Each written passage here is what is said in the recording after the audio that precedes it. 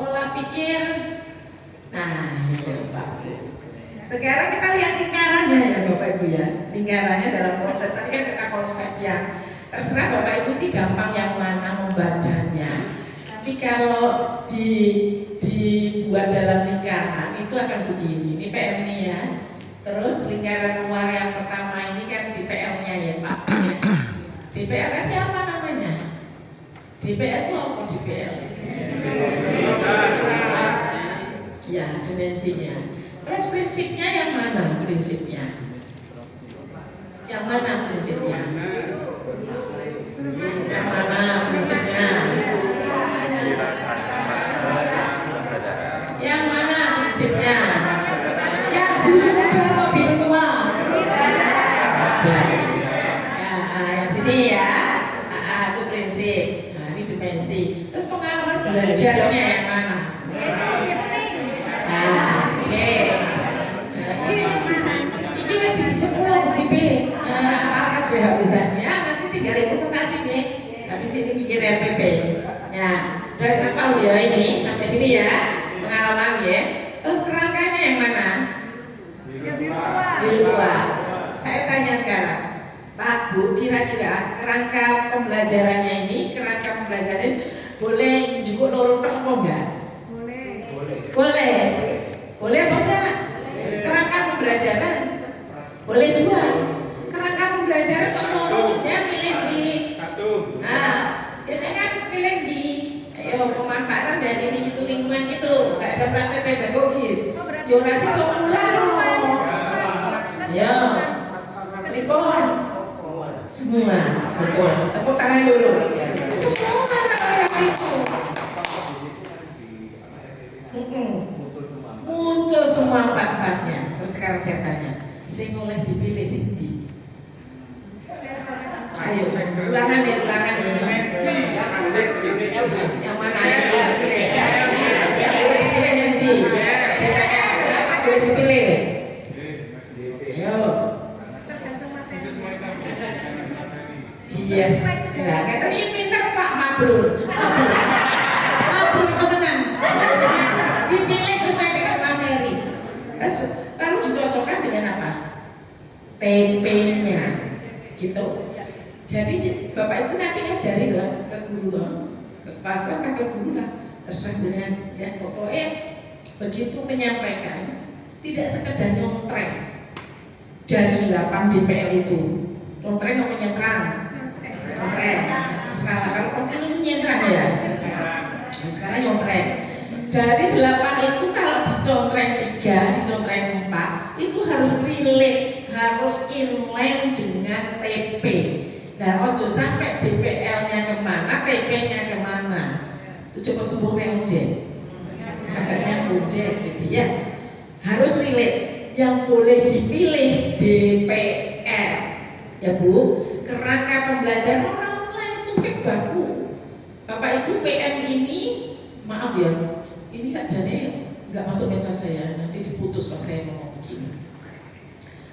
Kami juga sempat karena tulisannya ketika penyamaan persepsi kan para guru besar senior ya, dirjen, mantan rektor gitu. Kami intinya begini, boleh nggak di dalamnya itu tetap kita memilih, gitu, memilih yang lain, masih boleh nggak? Ternyata tidak. Ini bukan choice. PM ini bukan choice, bukan pilihan.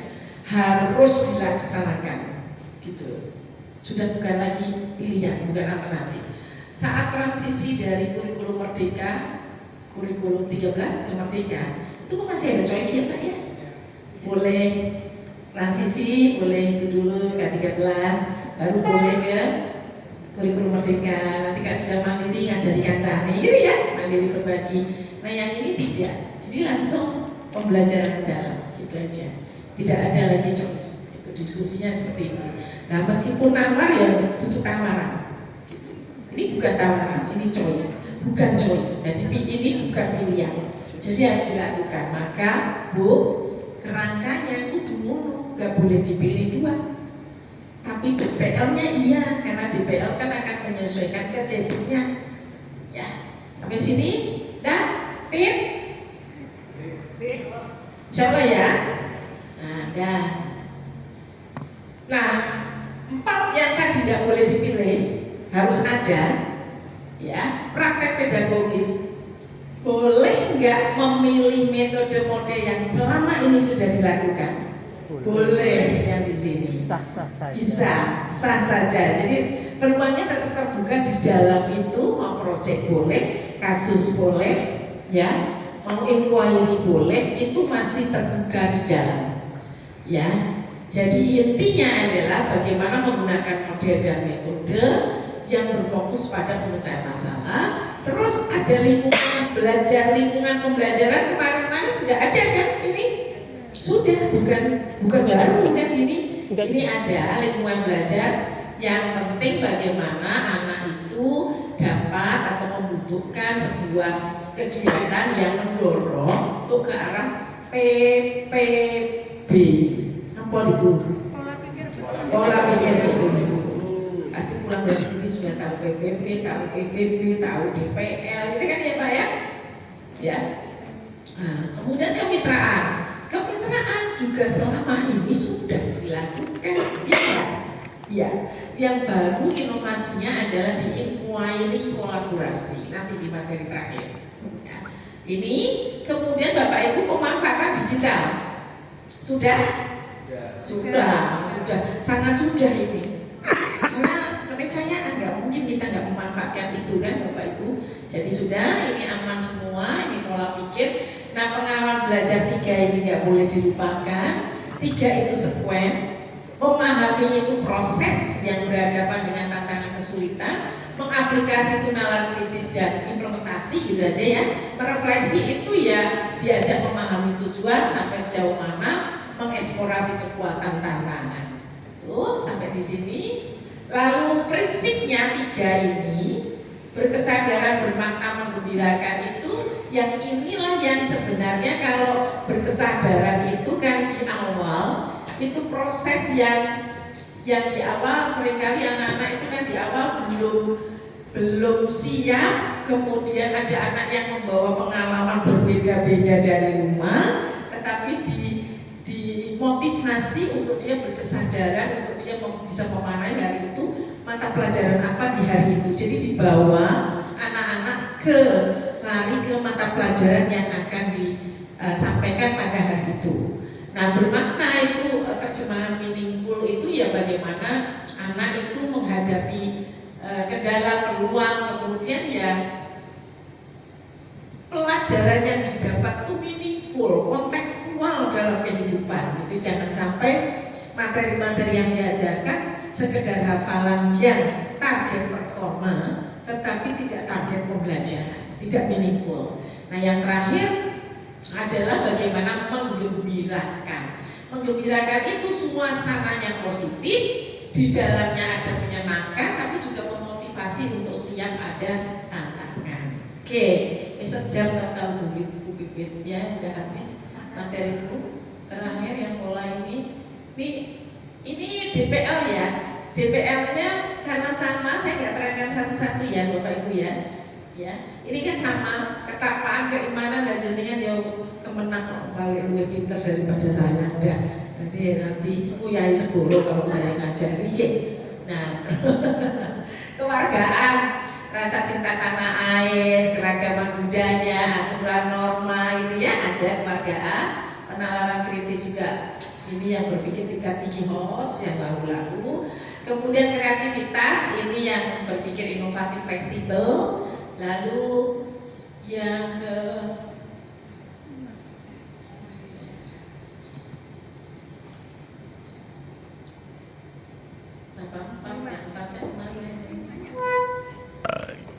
limanya hilang. Ya, jadi 5 ya, 4 ya. Ini kesehatan komunikasi. Kolaborasi sama, penalaran kritis sama, ya, kewargaan sama, kreativitas sama, kemandirian sama. Yang beda hanya 2 ini, kesehatan dan komunikasi. Ya. Nah, kalau saya cerita kreativitas nanti dowo urusannya. Karena kreativitas itu kan nggak mudah Pak, mudah diucapkan, nggak mudah dilakukan, karena itu harus dilatih. Ada penguasaan, ada identity gitu ya, ada kreativitas. Kreativitas itu kalau di dalam struktur gitu ya, kreativitas dulu baru inovasi.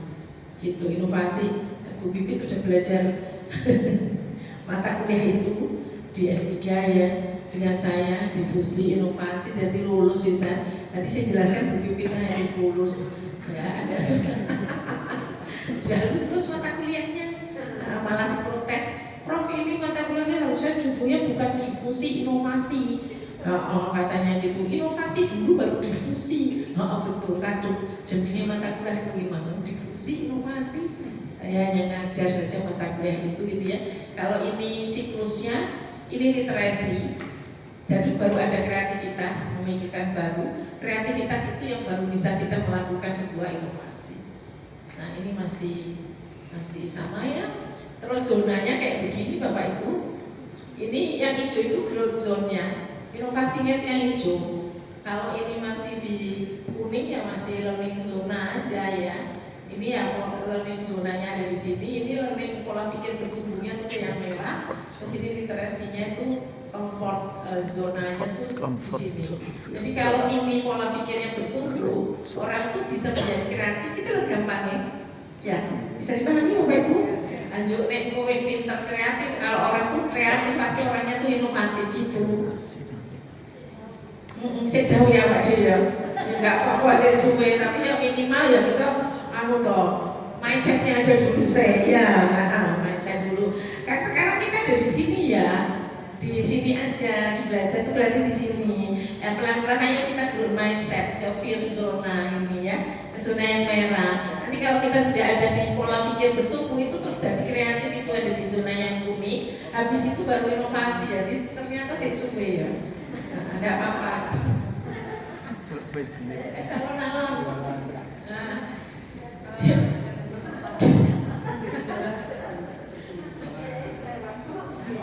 Ya, jangan. Katanya tadi nggak boleh menyerah. Nggak bilang lemot ya Pak. Bilang lemot aku enggak ya. Kalau saya bilang lemot malah mulai kabeh ini pengawas ya. Ya. Jadi karena kita sadari kecepatan belajarnya berkurang, maka kita ya harus terus-menerus itu dilakukan, doingnya itu terus-menerus. Karena aku baca aku lupa gitu, aku lihat aku ingat, tapi kalau aku lakukan aku bisa.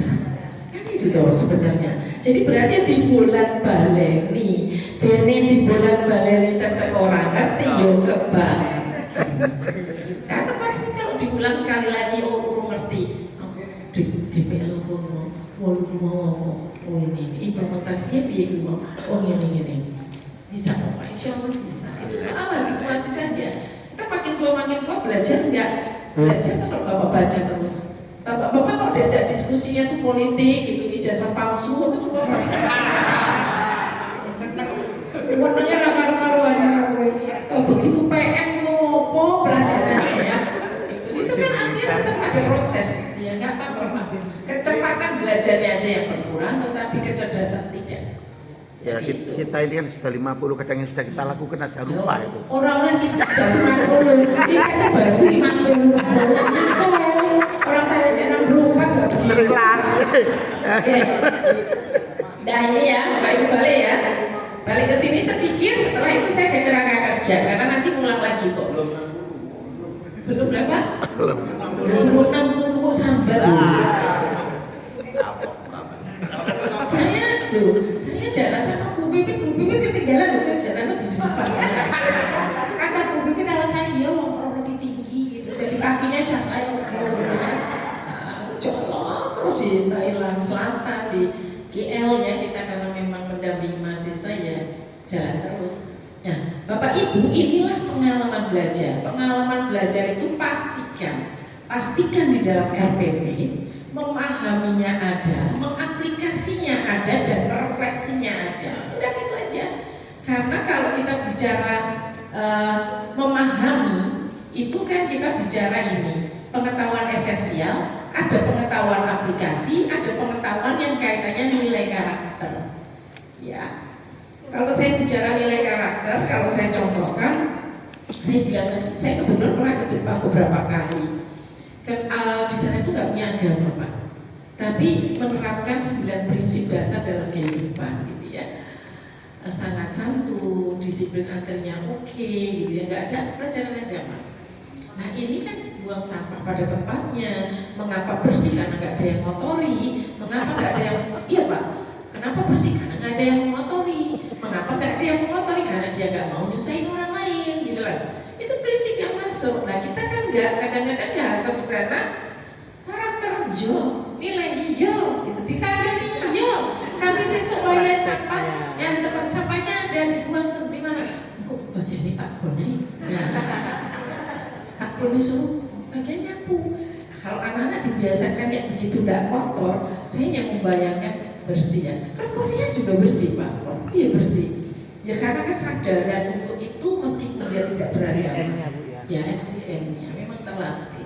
Nah ini yang dikatakan ya jangan nyusahin orang lain gitu aja, sederhana aja, jangan nyusahin orang lain. Dan ketemu ini kan dipelajari pengetahuan nilai dan karakter itu dalam memahami apa gunanya. Ya pelajarannya hemat listrik, hemat energi, gitu ya.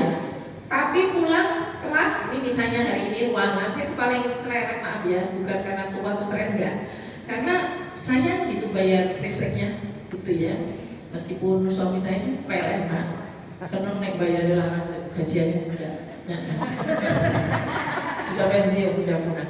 Tapi saya selalu tekankan ke mahasiswa, selesai ngajar, matikan AC, matikan listrik, matikan lampu. Itu bagian dari ngapalin hemat energi, hemat energi teori, target performa, nilai aplikasi neural, mergo apa?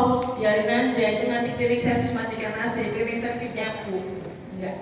Jadi ketika saya mengajar di S1, kalau S3 mau udah tua-tua jadi nggak ada yang 3 karakternya, udah lewat pelajaran yang angel gitu ya. Jadi saya cilik-cilik aja masih S1, bocor Pak, bocor, atap tuh bocor Bu Bibit di lantai 3. Odol sekolahanmu ya Bu. Aku sunesan loh Pak, bocor beberapa bocor hujan. Ada mahasiswa itu Pak, ambil pel-pelan Pak, terus dipel sampai yang lain itu nggak ada tergerak, begitu satu itu ya Allah tipe sampai bersih Pak. Saya nggak pakai babiku langsung bijian. Saya tanya, karena bagi saya gampang teorinya Pak, pelajaran itu buat apa? Karakternya itu yang susah, semennya kayak kok si Jitok sih juga pel-pelan tuh, padahal ya harusnya dibantu kan? Enggak, ya dia aja tuh, anak ini habituasinya luar biasa, dibawa dari rumah kan? Itu nggak mudah nyari yang begini dari 50 orang, cuma ketemu satu. Maka saya sudah langsung namamu siapa? Wes, UTS, UAS, gak usah tak koreksi langsung bicara. Buat apa? Setuju. Setuju buatan Bapak. Setuju. Buat apa saya nilai macam-macam? Enggak, cerdas ya, pinter iya. Tapi ketika perilakunya tidak, dia didiamin. Jadi saya mendingnya yang sedang-sedang saja. Sedang-sedang tapi perilakunya bagus, saya kasih nilainya lebih bagus. Karena nilai itu tidak sekedar dia memahami target performa, tapi target pembelajaran sampai dia mengaplikasi. Prof, Yes. Prof, Bu Pipit nilainya bagus ya? Bu Pipit apik di sini Pak, ada yang ketua kelas, sopan, mengaku dia, oncane durung mlebu ning Zoom masih wis mlebu gitu. Oke, itu coba. Gimana? S3 oke terus gitu ya. Iya, itu Bu Pipit di sini sudah keluar. Udah keluar semester ini sudah keluar Bu. Baca. Nanti nek ujian terbuka saya juga kabeh pengawas gresik. Ujian terbuka Mas. Dikasih nilai yang baik, jangan Prof. Dikasih nilai yang tinggi Prof. Iya. Nilai enggak kulaan. Oke. Regulasi Pak. Di bagian merefleksi ini anak harus bisa meregulasi diri. Buat apa pintar, regulasi emosinya nggak bagus, gitu ya. Jadi ini sampai ke sini. Bubar ya, kita pindah ya Pak ya. Nah, komponen karakter kan dari kita pintar. Sekarang pindah. Terima kasih materi 1.